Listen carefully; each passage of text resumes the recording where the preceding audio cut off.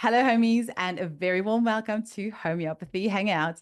Today, I have a very special guest that I have been so looking forward to having on the show. It is the lovely Cornelia Maute. Welcome to the show, Cornelia. Many thanks in inviting me. I am a little bit excited and I hope I will go more fluently through this podcast. Absolutely fine. Like I said to you, I can only say ich verstehe sie nicht. And my kids have taught me, because they were at a Steiner school, so they learned German. They've taught me how to say Regenbogen and Apfel. And I think and I can say eins, zwei, drei. So like I said, your English is much better than my German. So we're just going to have a great time today. So Cornelia, tell us a little bit about how you discovered homeopathy and specifically homeopathy for plants, which is our topic today. And I'm so excited about it because so many more people are realizing they can use homeopathy in their plants and it's revolutionary for some people. So tell us about your journey. Okay, I was born in 1969 and I was growing up with the method of homeopathy, of classical homeopathy since my childhood. So I was influenced by my mother, Christiane. She has, until now, her job as a homeopath for human. And she wrote the book Homeopathy for Plants, which was published in 2011. Some years later, there was also the English version. The beginning of Christiane's path for being a plant homeopath was a hazard. So Christiane bought a beautiful blue delphinium and it got injured while taking it out of the pot. The main stalk snapped and the rest of the plant was only attached by a few fibers. Christiane planted it anyway, but for supporting the healing of the poor plant, she watered it with some globules of Arnica 200C. Yes, it's written in the book, The History. Just for those watching on Rumble, on our Rumble channel, I've got a little video, a little photo up here from Christiana's beautiful book. That's the picture with the delphinium. Yeah. And the next day, an amazing transformation was visible. The delphinium was standing upright and the plant was still blooming and recovered well. So during the next years, my parents made more experiences and administrations in their household garden with ornamental plants and with vegetables, with herbs and with trees. And the number of experiences and notes grew over the years. And the content for a whole book was created. My own career path has been varied so far, but has provided me also with some useful skills. First, I completed my education as a speech therapist. But when I started my own family, I learned how rapidly and effectively homeopathy works from treating my family and also our pets. But my mother's research awakened my interest in the method of treating plants with homeopathy.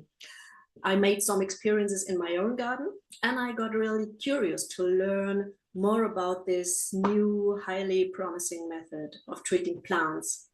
I've been able to constantly increase my knowledge in this field, reading relevant literature and participating in a little private study group together with Christiane, consisting of horticulturists, wine growers, and homeopaths. So this was a good mixture of people and participants, I guess. And in 2017, I successfully completed my education as an animal homeopath. That's amazing. I didn't know that. Oh, yes. Some people ask me, why did you do your education as a human homeopath? But my work with people over years made me tired of working with so many people. So I decided to go the animal way and the plants way. So that's it. oh, I love that. I didn't know that you do animal homeopathy as well. That is so beautiful. And our beautiful animals deserve to be treated with natural medicine as well. And they do respond so beautifully. Yes. I just wish that more people would realize the benefit of agri-homeopathy or plant homeopathy, because I feel like our poor planet, poor Mother Earth, has been sprayed so much. Our soils are so depleted. There are so many diseases, plant diseases, that are resistant to a lot of the conventional sprays and things. And especially if you are an organic farmer, I mean, you can get, top price for your produce And then using something as cost effective as homeopathy just makes so much sense. I know I had Pat Ahern on the show, and he is a farmer who uses homeopathy, and he started using it on his crops as well. And he was saying that his accountant is very happy with him because his profit margins has skyrocketed since he used the homeopathy, because it's so cost effective and it's so effective at treating not just the land, but the animals as well. And I mean, you can use plant homeopathy just in your garden at home, just for your roses or to increase your produce, or you can use it on a large scale for farming as well, which is Yes, amazing. yes, as well. I have to say that our books are written for laypersons, for use in the home garden and for hobby gardeners. And professionals like wine growers, farmers, or others can get a wide overview and a good start into the topic, but treating huge fields and especially monocultures need another approach than treating a home garden. In a home garden, you have more biodiversity, you have more several insects, animals, and a wide range of several plants, which help avoiding really massive diseases or pandemic situations on your whole crops, okay, on your entire crops. For farmers, I recommend requesting an individual consultation for an entire season. Also, it would be a good idea to dive deeper by watching my detailed and extensive video course, which is available in English language at Naturopathic CE. You might find the access on my website. Okay, I did not know that either. That is extremely exciting. So you actually have a video course that can teach people how to do this. I only knew about the book. I feel woefully underprepared now. I thought I was being all flash having your book in my hands here. And for our listeners who don't know, YouTube removed my channel with over 300 videos. So you'll have to look at the video of this on Rumble. But can I just say, what a beautiful book this is as well. And I'll just throw a couple of, there's just a layout of it. It's really gorgeous. It's so easy to read. It has got some beautiful photos in there as well. You've made it very easy to see exactly which remedies to use. I love a book that is well laid out. It's high quality printing. I mean, Narayana Verlag is so good at printing the most beautiful homeopathic books, right? Yes. It's so good. I have to say that this is the main work is done by my mother, Christiane. So I work as a co-author since several years. We do this together. We collect and edit and enlarge the content from edition to edition. But the heritage is by my mother, Christiane. Amazing. And you've got beautiful before and after photos in here as well. So the plants before the treatment and after the treatment. You've got all sorts of things here, pests and how to strengthen the plant and how to administer the remedies and everything else, which will be good if we can go a little bit more into that as well. And then we need to circle back to this course on naturopathic CE, because I did not know about that and I need to know more about that. Actually, maybe just tell us about that now, because I'm not going to be able to wait till the end. So tell us about the types of things that people can learn in the course. I divided the course in, I guess, 5 main parts. So the first part is about basics of homeopathy on plants and about injuries. And this first part is for free. It's just for checking if you're okay with my way of teaching and explaining the things. And the other parts are to buy, and the parts are, for example, diseases, treating pests. We don't say destroying pests, we say treating pests, and growth problems, and a part about soil, for example. So you can go to these chapters or parts, and after that you got a wide overview about the whole topic. And the constitution of the parts is completely different to the parts of the book. Ah. So I tell about special administrations and special programs which are not mentioned in the book also. That's great. And I was going to ask you as well about, you were saying about farmers. So if there are any farmers listening to this, did you mention that they can have an individual consult? Do they do that with you, or is that Yes, an option? yes, Oh, you do yes, that. Oh, yes. amazing. I run the consulting service for several years. and I run all the office stuff, all emails, and so on. Wow. Because Christine is on her way to stop working. She's trying. She's still trying for several years. I just had an email just last week from Jill Turland, who wrote the book on mega potency. She's 81 or 82 now, and she's still trying to retire, but people keep asking her advice. Yes. Christiane is 75 now. Oh, that's still spring chicken. She's got plenty more years too. Amazing. And so for anyone interested who maybe we've released over 300 episodes before, and we've had two or three episodes on agri-homeopathy, but maybe this is a new listener's first time listening to this podcast and the first time they ever hear about plant homeopathy. What are some of the most, like the first remedies that you would say, like with a home user, we always say definitely start with Arnica. You got to have Arnica in your home for the bumps and the bruises for the children. But if you want to start with plant homeopathy, what are some basic remedies that you should start trying that's nice and easy for the home user to play with at home? So that's funny, because I thought about a long time which remedies would I recommend for having a good and easy start. And it's also Arnica. Yeah. Arnica and two other examples, if you want to hear them. Yes.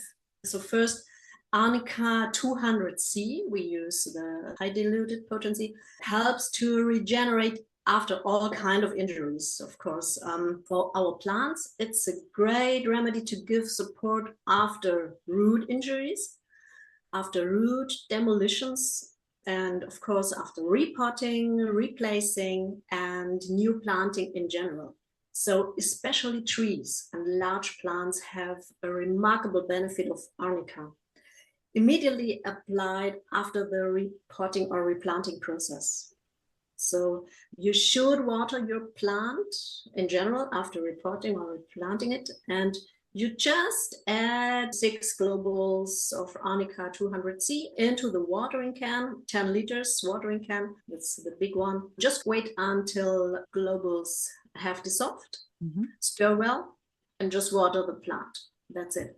Even plants and trees which had been damaged seriously at their roots show a good and easy recovering by watering them with Arnica water. And we have very good before and after stories in our presentations and lectures also. And further, Arnica is a wonderful strengthening remedy in general. So what does that mean? When I see a plant which seems to be weak, but I'm not able to find the real cause, because plants don't talk. Sometimes it's a riddle, but you may learn in time how to interpret how plants talk. And if I can't find a real cause, or if I can't get an impression about the circumstances, I start my treatment always with one application of Arnica 200C. That's it. So it's my remedy to treat injuries, and it's also my remedy to treat weakness of unknown origin, of unknown cause. That's beautiful. And you said that you had a couple of other remedies. What are the other must-have remedies? The second I choose is, how do you say in English, Silica? Just Silica, I think, is how most people would know it here. The third is Sulfur. And have you got a particular potency for those? And what sort of things would people use it for in their home? Yes, we recommended to use it in the potency 200C. And Silica is a remedy which improves and accelerates the growth of the above ground parts of plants.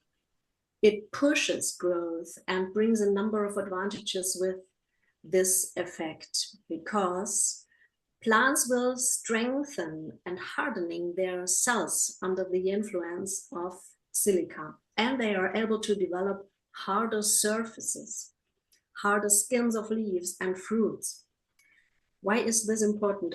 This effect makes them less sensitive for fungal infections or for pest invasions, pest penetrations.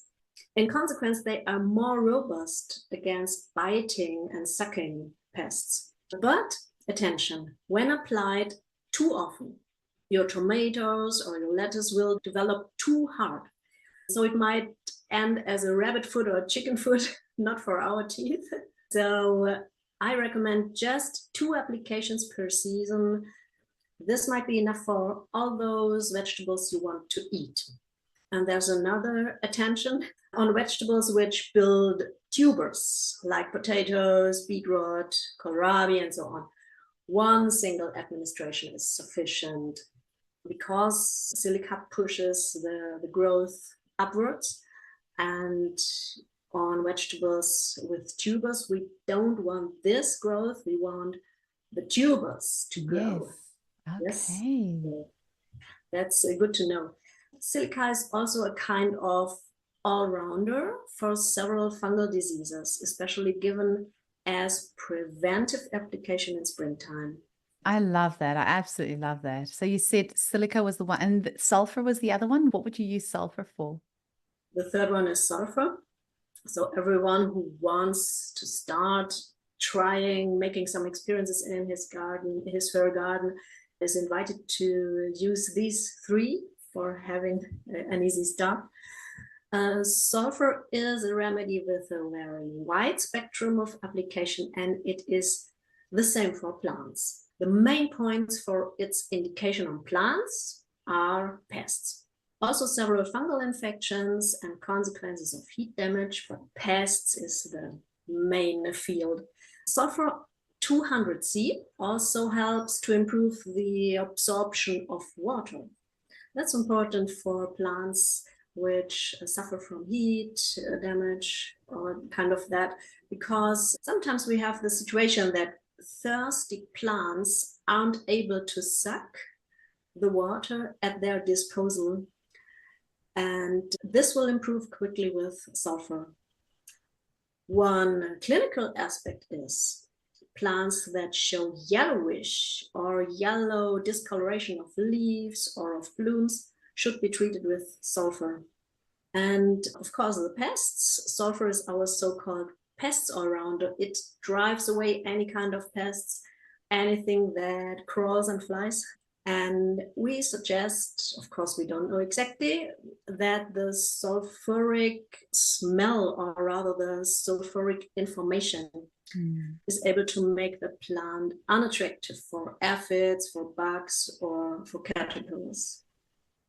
Amazing. And I guess the main thing with homeopathy, whether it's an animal or a plant or a human that you're treating, is the remedy is going to make the vital force, like trigger the vital force of that organism, whether it's an animal, plant, or a human, to be stronger. And the stronger they are, the less susceptible they are to pests and fungus and all sorts of diseases and things. I guess that's like the main thing of how the remedies would work and strengthen the plant that way. So rather than it killing the pests, like you were saying, it's not disease killing or pest destroying, it's actually strengthening the plant so that it's less appealing to the pests.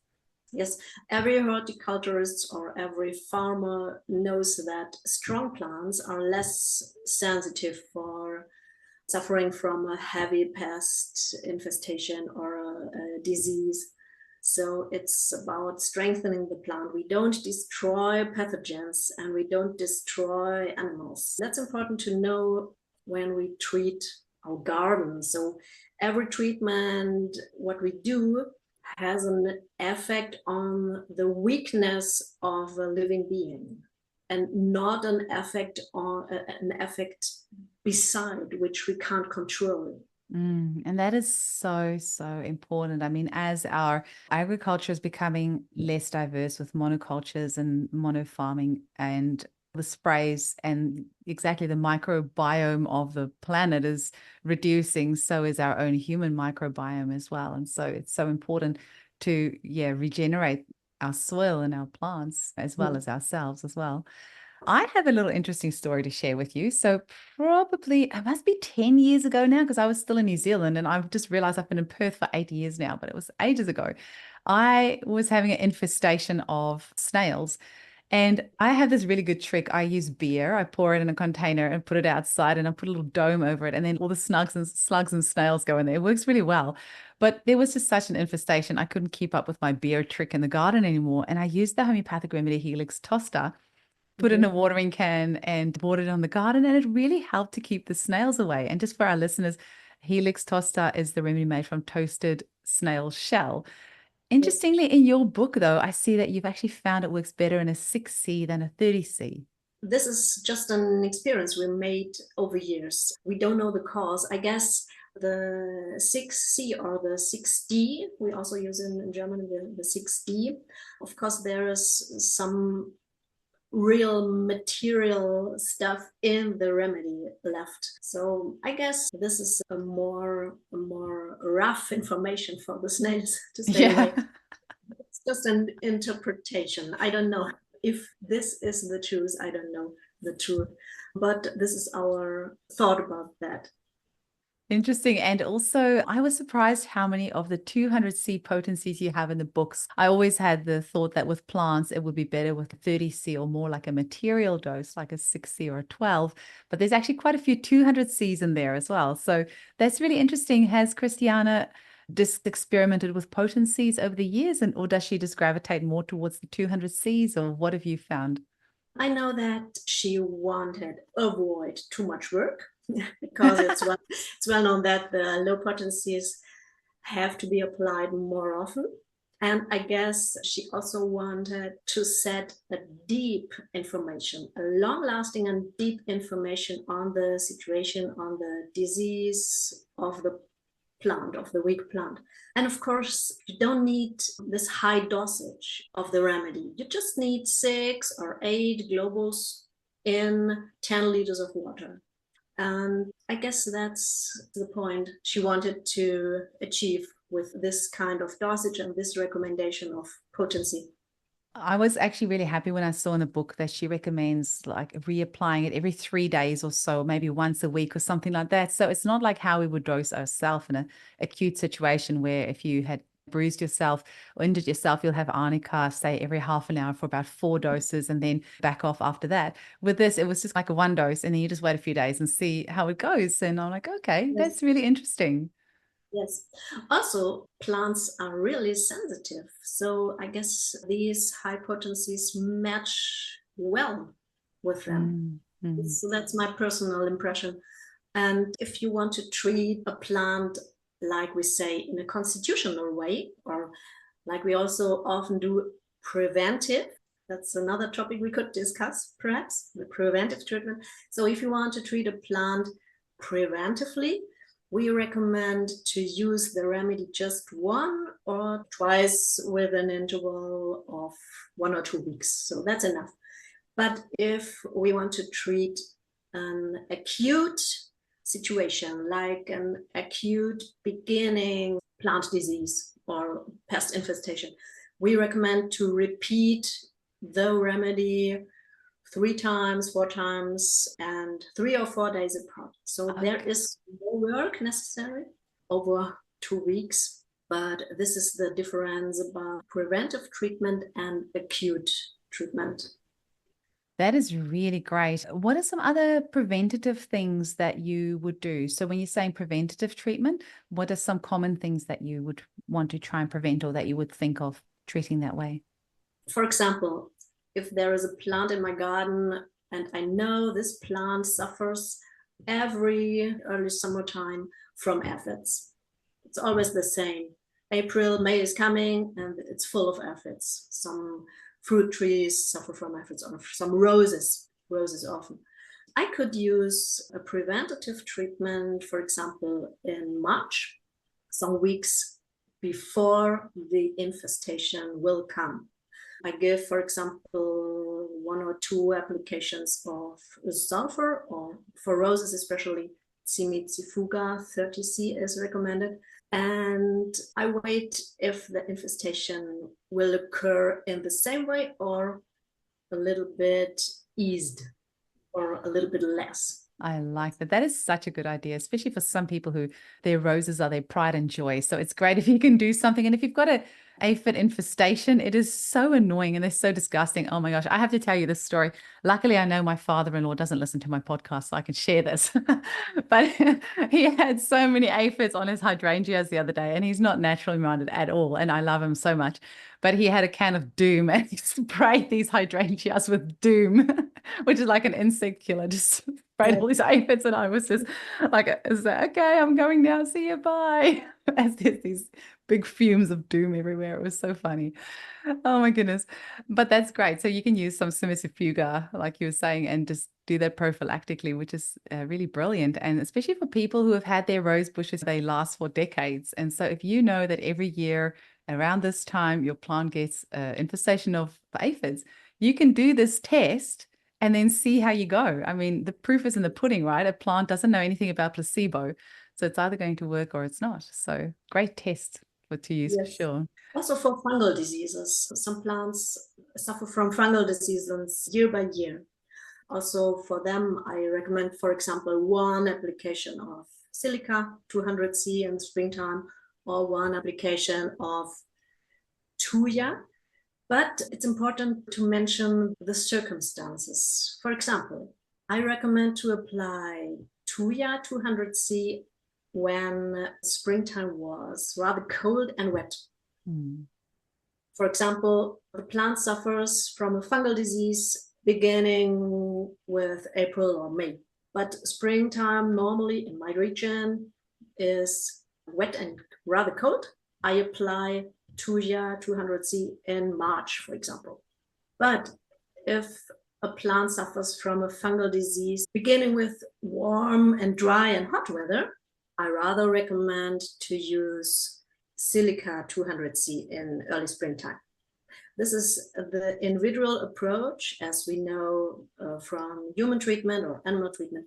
And this is important to know. I really recommend to read the remedy descriptions in the book thoroughly, and also use the table of modalities to find the matching remedy in the book. Yes. I did see that in the book. It's really handy to have that. I just quickly have to flick through this because I thought that was so good. Yes, there's also a little lesson how to use the table of modalities. It's, I guess, one page further. Have a look here. And for some who don't know how to do the first steps, there is a little lesson about to use this table. Yes. Oh, it's such a beautiful book. I love a well-printed book. And it's just, I feel everything about this is just so professionally done, and it's so easy to use. It's really great. Yes, it's easy to use. Yeah.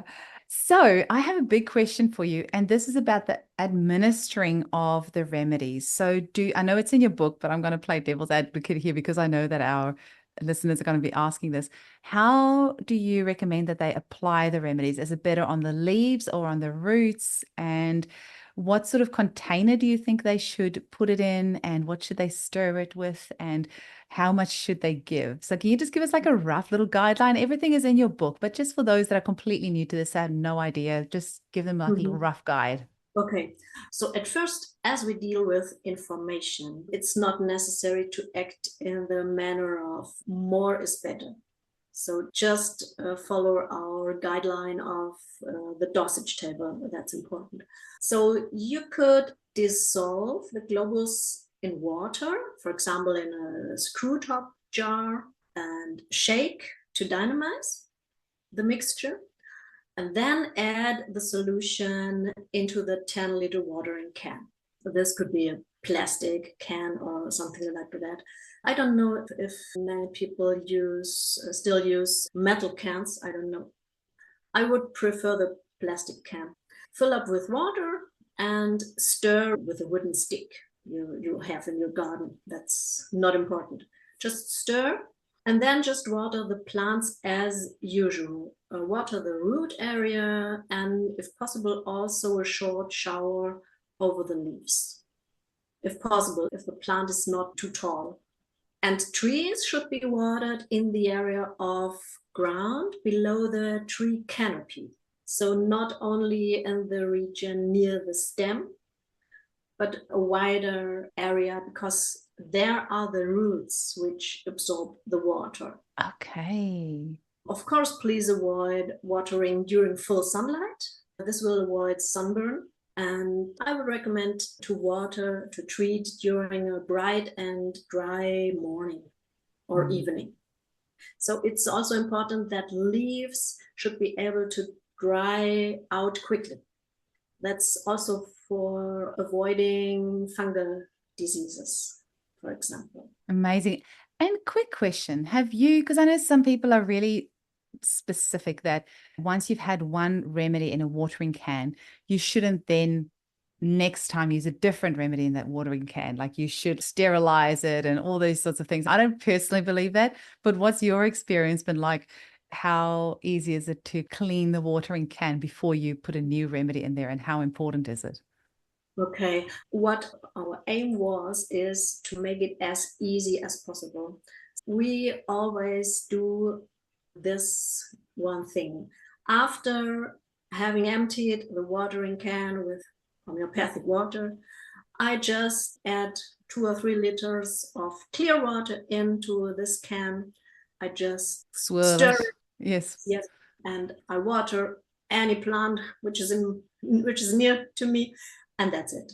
And the watering can is ready for using the next remedy. That's it. Also for the use in agriculture, the farmers just rinse their machines with some 100 liters of clear water, and the next remedy can be applied. That's it. I'm really glad to hear that, because one thing, like us homeopaths can contradict ourselves sometime, and we'll say, don't eat or drink for 15 minutes either side of the remedy. You'll antidote the remedy. So what they're saying is it's super, super easy to antidote a remedy. Don't drink coffee, don't have strong smelling substances, because homeopathic remedies can be antidoted so easily. But then in the same thing, they'll say, don't use the same container. You have to put boiling water in. Da, da, da. So it's like, are they easy to antidote or aren't they easy to antidote? Because you can't kind of have it both ways. So it's either one or the other. Some people will say you have to put lots and lots of boiling water into that container and leave it out in the sun. And you have to do this and this, because otherwise that remedy will stay in the container. And then you will go give yourself a dose of that remedy the next time you put something else in there as well. So I think us homeopaths need to rethink how we're selling this to people. Like either remedies are easy to antidote or they're not. But also I guess some people are more sensitive than others. So I do understand where that kind of comes from. But I'm glad to hear you say that, because I never want people to be scared of using homeopathic remedies. There's definitely Yes. a subset of the population, and I'm talking about people a bit more so than plants now, who are very sensitive to homeopathic remedies, and they can just hold a remedy and they will have a reaction. But I would say the majority of people are actually not that sensitive to homeopathic. So often you don't have to be as careful about working with the remedies or antidoting them or all that, but it does pay to have some common sense when you work with the remedies. I just want to add something else. I was really happy to see that you've got remedies for radiation for plants there as well, because there is so much more Wi-Fi around, and you have a beautiful picture there in the book of a apple orchard which is underneath like a high tension power line, and how these apple trees were affected, and that you use the remedy X-ray, I think, for that, which is really great, because there are so many 5G towers around. I don't know about in Germany, but so many 5G towers, the plants are more sensitive. So they have got more to contend with. So it's great that we use that in our homeopathic prescribing for our plants as well. Yes, I also used the remedy X-ray, for example, where one part of the vineyard was located under a power line, a very strong power line. And they used also X-ray for this part of wine. And it really worked very well. So the plants developed stronger, more robust, and didn't suffer from high infestation of diseases, for example. I love So it. this is the approach similar to human treatment or animal treatment. You have to get the main cause and the main influence on the situation of a living being. That's similar to human treatment. Beautiful. I don't know if you've ever used this remedy before, but my very good friend Denitsa Appeline Matic, who creates the blueprint essences and all sorts of other beautiful remedies, I actually got a few of her things like sitting around my desk, but she created the golden spiral remedy. Have you ever heard of that? No, never heard of that. Oh, you'll have to. I'll have to see if the Nitsa can send you a sample of it so you can try it on your plants. Because she Wow. has had huge success with her plants using the golden spiral remedy in her watering can. And her plants are growing so luscious. It's based on the Fibonacci sequence that you find in nature. It's beautiful, beautiful remedy. So I'll see if the Nitsa can send you a bottle of that and you can try it out on your plants. Thank you. Thank you. Amazing. So, Connie, can you tell our listeners just all the places that they can get hold of you and your mum's beautiful book and also your courses, your consultations, all the different places they can get hold of you. I know we briefly mentioned it, but maybe just run it all through with us again. So where to buy our book? The book is available at Narayana Publishers, of course. It's also available on the Amazon shop, bookshop. And if anybody wants to contact me, you can contact me via my website. It's called maute-pflanzenhomeopathie.de. That's terrible for people, but if you enter the keywords Maute, plants, homeopathy into the search engine, you will find the English version of our website. It's available and readable in English also. And there are also listed our seminars. There's also the access to the naturopathic CE lecture, and there's a contact form and so on. So that's quite easy. Amazing. I'm just on your website at the moment, and yeah, it's all there. So it's nice and easy. You can get access to the full course set, links through to naturopathic CE, and yeah, and like you said, just type in any search engine MAUTE, and so Maute, and then just homeopathy for plants or something like that, or Cornelia, or it will come up. It was pretty easy to find. We'll have your link in the show notes as well, but just for those who just want to go and Google straight away and find the information. Connie, it was so lovely to have you on. Thank you so much. Like I said before we start recording, you've been on my radar for such a long time, and it's just really wonderful to have you on. Please thank your mum from me and the rest of the homeopathic community as well for the beautiful resource that she's created and all the work and love that she's put into this. It's much appreciated. I do. It's a great heritage for me to work on and to go further in my life with this topic and with this amazing method of treating plants. So it's a passion. It is. Dankeschön. Dankeschön. Awesome. Auf Wiedersehen. Wiedersehen. Thank you.